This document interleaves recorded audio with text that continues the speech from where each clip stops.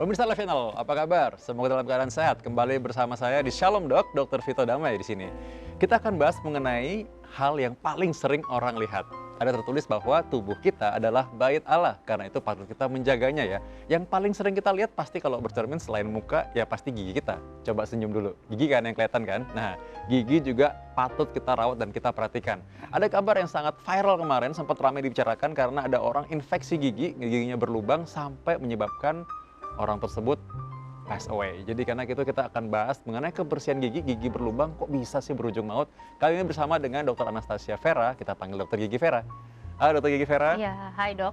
Dalam keadaan sehat ya, baik? Iya, puji Tuhan. Iya. Nah Dr. Gigi ini kita akan bahas mengenai orang yang giginya berlubang lantas dia terkena infeksi katanya. Nah tapi dalam kasus sehari-hari ya, apakah seberapa sering kasus itu semuanya menjadi fatal gitu? Biasanya sih jarang banget ya kalau yang sampai menyebabkan kematian, itu jarang. Soalnya kan biasanya kalau giginya udah sakit duluan atau bengkak duluan, biasanya emang orang tersebut udah langsung pergi ke dokter gigi. Jadi udah sadar gitu kalau giginya ada yang sakit kan. Soalnya kalau sakit gigi itu juga orang tersebut juga susah untuk makan, susah untuk tidur, pasti kan mengganggu kehidupan sehari-hari. Jadi dia langsung pergi ke dokter gigi sebelum jadi parah banget sampai masuk ke organ-organ vital gitu. Nah jadi sebenarnya karena memang cepat mendapatkan pertolongan makanya jadi betul. jarang. Iya, tapi betul. kalau yang neglect atau yang orang nggak peduli gitu cukup sering mungkin ya, karena jadinya artinya lebih tinggi risikonya lah artinya Iya. ya. Karena ada pasien-pasien misalkan pasien-pasien jantung ya yang misalkan kita rawat karena mau operasi bypass. Iya. Itu kan kita selalu rutin kita konsultan ke dokter gigi. Iya. Itu karena memang tujuannya supaya nanti operasi berjalan baik tanpa ada infeksi, karena justru kejadiannya sangat sering.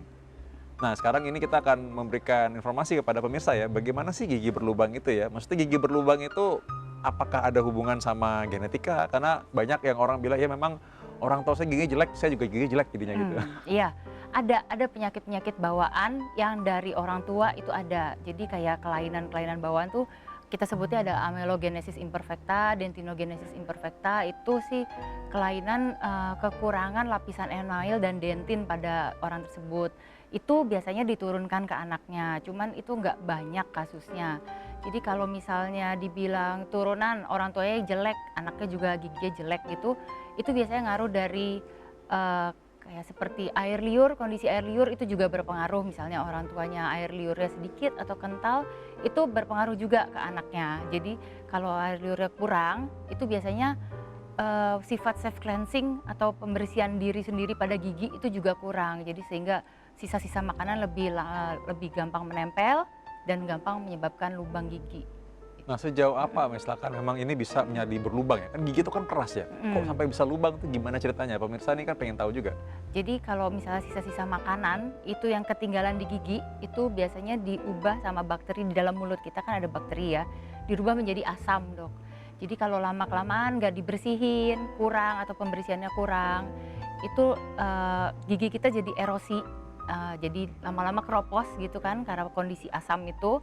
Kan apapun yang kita ada asam juga kan emang sifatnya korosif ya. Jadi di gigi juga demikian. Kalau misalnya ditinggalin lama, nggak dibersihin itu jadi giginya korosif pada gigi, jadinya giginya lama-lama lubang. Jadi gigi itu semakin menipis dulu gitu? Iya betul. Nah kalau misalkan terjadi orang giginya berlubang ya, biasanya tuh faktornya tadi selain tadi karena air liur misalnya, atau karena memang bawaan memang susah membersihkan diri ya, karena ada mekanisme pembersihan diri, itu ada faktor pasti kan pola hidupnya ya? Iya betul. Nah apa sih yang merupakan kebiasaan yang buruk yang bisa membuat orang giginya berlubang? Contohnya kebiasaan buruk itu makan dan minum manis, karena kan yang manis-manis itu dirubah sama bakteri di dalam mulut menjadi asam. Jadi kalau kita sering banget makan dan minum manis itu jadi kadar asam di dalam mulut tuh tinggi. Apalagi kalau kita jarang minum air putih.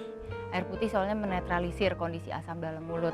Jadi kalau kita udah sering makan minum manis, jarang minum air putih, nah itu kondisi pH mulut kita tuh jadi asam banget, jadi sehingga lebih mudah terserang karies atau lubang gigi. Oh ini berarti ternyata ya masalah minum manis itu bukan hanya masalah ke jantung, diabetes ya. Saya kan dokter jantung sering sekali bilang jangan terlalu sering minum manis, tapi ternyata untuk gigi juga ternyata ini bisa bikin gigi berlubang juga. Nah jadi mesti hati-hati makanya. Jadi kalau misalkan orangnya dari kecil dibiasakan misalkan makan manis. Kayak saya punya anak nih, misalkan anak saya memang selalu saya bilang jangan makan manis kan. Sampai sekarang dia terbiasa sih, jadi tidak suka permen ya. Nah itu harusnya kita turunkan kepada anak kita Iya. dong, supaya kebiasaan itu terpupuk gitu ya.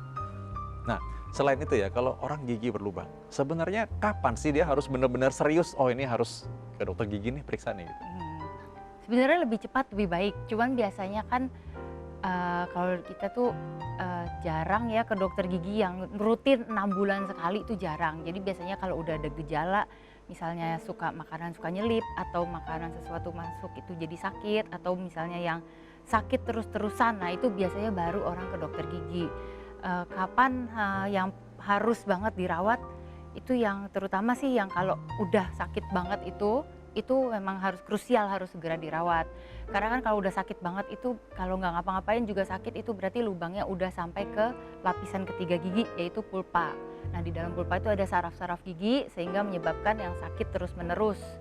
Nah, biasanya itu bakteri udah ada jalan masuk ke dalam pulpa saraf gigi, dan di situ juga ada pembuluh darah. Jadi kalau misalnya bakteri udah masuk ke pembuluh darah, nah itu bisa bahaya buat organ-organ lain dalam tubuh juga. Nah itu, tadi ngomong mengenai kasus ini ya, yang sempat dibahas cukup banyak ya, Iya. karena memang kasus ini katanya sampai masuk ke rongga dada. Iya. Itu bagaimana mekanisme dan ceritanya? Ini agar masyarakat juga menjadi aware dan waspada. Iya, jadi kan tadi yang seperti dibilang, bakterinya masuk ke dalam rongga saluran akar itu, terus di situ ada pembuluh darah, jadi bakterinya bisa tersebar melalui aliran darah ya dok. Jadi kalau misalnya udah tersebar itu bisa kita sebutnya ke trakea, terus ke organ-organ di dalam rongga dada, yaitu ada jantung juga di situ. Jadi misalnya udah masuk ke situ, bikin infeksi di dalam, nah itu yang bikin dia ada pembengkakan, terus jadi misalnya bisa yang pertama tuh gejala sesak nafas, atau kalau udah ada yang pembengkakan di situ ya itu lebih bahaya lagi gitu dok. Ya, saya pernah ketemu pasien, memang dia keluhannya sesak napas kan, cepet capek lah, Iya. ya makanya datang ke dokter jantung. Iya. Jadi saya sebagai dokter jantung waktu itu ya periksa, waktu itu saya bilang, wah ini masalahnya katup nih. Saya lakukan Oke. USG, dari katup itu, dari USG kelihatan katupnya itu banyak kumpulan bakteri Iya. kan. Nah ternyata waktu diperiksa giginya memang sangat-sangat banyak kotorannya Iya. sih. Nah itu memang jadi tricky juga karena kita mau operasi untuk bisa mengeluarkan bekuan-bekuan di dalam darahnya itu, dalam jantungnya. Itu ya jadi harus tunggu dulu kan operasi gigi juga. Nah, kan operasi gigi mesti nunggu kalau kita kasih pengencer darah. Iya. Nah, jadi banyak hal tuh yang kita mesti urus tuh sampai akhirnya makan waktu kita berbulan-bulan sampai akhirnya Betul. masalah itu selesai. Untungnya orang tersebut tidak sampai meninggal, orang itu selamat akhirnya sampai sekarang sih masih ada. Tapi ya itu kejadian yang sangat merubah dirinya ya. Dia sangat benar-benar concern memang mengenai lubang di gigi dia karena memang itu yang membuat dia sempat operasi jantung jadinya. Nah, dokter, ini kalau pemirsa kan ingin tahu ya, kalau misalkan orang ya tadi misalkan giginya berlubang nih, apakah bisa tanpa gejala atau dia nggak tahu kalau dia nggak periksa? Jadi misalkan dia anggap gigi saya kan nggak ada gejala, nggak sakit gigi, taunya giginya ada lubangnya, Iya. mungkin nggak seperti itu? Mungkin kalau misalnya lubangnya masih kecil, biasanya pasiennya tidak bergejala. Atau misalnya cuma ngilu saat minum gitu, terus habis itu udah selesai. Jadi biasanya ya udah dibiarin aja gitu kan, dicuekin. Kan toh habis itu udah nggak sakit lagi, itu bisa. Jadi misalnya kalau lubangnya itu baru yang sampai lapisan pertama atau kedua pada gigi, yaitu enamel dan dentin, itu biasanya gejalanya tuh masih jarang-jarang lah, kadang-kadang muncul, tapi sering juga hilang. Nah kalau kayak gitu biasanya pasiennya nggak sadar kalau giginya lubang, apalagi kalau misalnya lubangnya pada gigi belakang dan atas, nah itu biasanya kan pasiennya nggak bisa lihat sendiri dok. Nah, apa sih yang bisa membuat seseorang jadi berat sekali ya? Misalkan orang gigi berlubang sih sebenarnya kan cukup banyak sebenarnya. Tapi apa faktor risiko atau apa yang menyebabkan seseorang yang ini kok sampai bisa berat sekali sampai mereka bilang ini ada descending necrotizing mediastinitis gitu? Itu tergantung dari daya tahan tubuh orang itu sendiri sih. Jadi misalnya dia kurang makan makanan yang bergizi atau bervitamin, daya tahan tubuhnya rendah, lagi nggak enak badan, nah itu lebih cepat penyebaran infeksinya sendiri. Tapi kalau misalnya orang itu gizinya bagus, terus makan makanan bergizi, rajin olahraga misalnya gitu, jadi penyebarannya juga ya lebih lambat. Apa sih yang membuat mereka lebih rentan ya, selain tadi orang yang gizinya kurang bagus, daya tahan tubuh, mungkin populasi orang usia lanjut, Iya. atau mungkin orang dengan penyakit tertentu seperti diabetes atau imun? Nah, ya, kalau misalnya penyakit yang penyerta yang bisa mempengaruhi tingkat gigi itu infeksi, ya ada sih diabetes misalnya, atau misalnya tekanan darah tinggi, nah itu juga berpengaruh sih pada orang tersebut. Jadi kalau di pasien diabetes itu biasanya gigi lebih kan kondisi mulutnya juga dia biasanya dengan obat-obat diabetes itu kondisi mulutnya lebih kering. Jadi air liur juga berkurang gitu kan. Itu juga kan sifat self cleansing dari giginya berkurang. Jadi dia lebih cepat gampang terserang karies. Terus kalau misalnya pada orang-orang hipertensi itu biasanya kalau ada luka itu lebih lama sembuhnya. Jadi misalnya kalau giginya berlubang udah sampai kita bisa bilangnya polip ya, ada perdarahan. Nah itu juga kan aliran darahnya kalau orang hipertensi kan lebih sulit dihentikan gitu dok. Jadi lebih parah dibandingin orang-orang yang tidak ada kondisi medis tertentu. Nah ini kalau orang-orang tersebut misalkan mereka apakah perlu lebih sering cek giginya, kan normalnya orang diminta sebenarnya rekomendasinya ya mungkin 6 bulan sekali ya ke dokter gigi ya sebenarnya, itu kan orang normal nih. Iya. Kalau orang yang punya komorbid atau penyakit penyerta seperti itu, apakah memang dia harus lebih aware, lebih waspada? Karena banyak mungkin yang pemirsa sekarang ya yang punya mungkin ada diabetes, gula ya, mungkin ada penyakit-penyakit tadi, ada mungkin riwayat penyakit jantung gitu kan. Nggak sadar kalau misalkan lihat giginya ternyata wah ada kotornya nih dan mungkin curiga berlubang gitu. Iya, benar dok. Kalau misalnya apalagi pada penderita diabetes itu kalau bisa setahun paling nggak 3 kali. Paling nggak 3 kali. Iya, jadi 4 bulan sekali. Karena kan dia pada penderita diabetes itu juga resorpsi tulang atau pengurangan tulang itu lebih cepat. Jadi misalnya kalau pengurangan tulang lebih cepat itu kita sebutnya kondisinya kalau tulang turun itu periodontitis. Nah kalau periodontitis itu kan tulangnya turun, jadi kalau misalnya karang gigi itu juga lebih gampang terbentuk ya pada orang-orang yang periodontitis itu. Jadi kalau misalnya udah terjadi periodontitis itu harus dibersihkan paling nggak setahun 3 kali.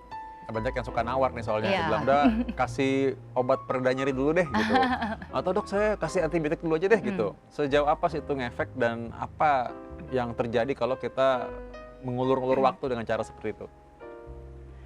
Kalau misalnya obat pereda nyeri itu cuman sifatnya sementara ya dok. Jadi kalau cuman lagi nyut-nyutan sembuh gitu, terus ntar beberapa jam lagi efek obatnya hilang ya sakit lagi. Karena kan giginya sendiri kita nggak obatin. Itu kan pusat bakterinya kan ada di dalam giginya sendiri, bukan di tubuh yang kita cuman bilang pakai obat anti sakit hilang gitu sebentar. Cuman kalau misalnya seberapa parah itu harus segera, itu kalau misalnya udah terjadi abses atau pembengkakan itu benar-benar harus segera dilakukan perawatan saluran akar pada gigi tersebut sebelum menyebar lebih jauh lagi. Jadi sebenarnya kalau gigi berlubang kita nggak bisa asal cuman kasih antibiotik dan Betul. juga kasih anti nyeri kan ya? Iya. Ya, soalnya banyak orang kan memang dia nawar karena takut ya, misalkan ini takut bakal diapain. Nah, padahal ya mungkin bagi pemirsa yang nggak tahu ya, sebenarnya apakah orang yang ke dokter gigi dengan gigi berlubang gitu, apakah harus selalu diangkat, lalu apakah itu sakit sekali, ataukah apa yang menjadi masalah kalau misalkan ternyata gigi berlubang tersebut tidak segera ditangani? Apa yang bisa kita lakukan supaya gigi tetap bersih dan juga tahan supaya nggak cepet berlubang? Kita akan bahas satu lagi, tetap di Live Channel.